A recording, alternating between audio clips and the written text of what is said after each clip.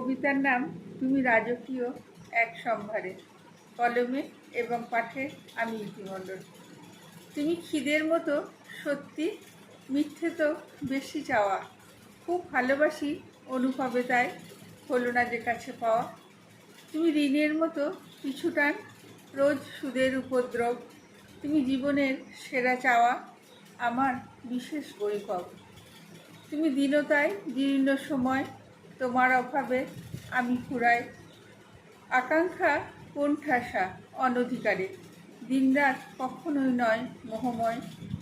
তুমি সূর্যের মতো প্রখর, খরাতে হও অগ্নিবাণ।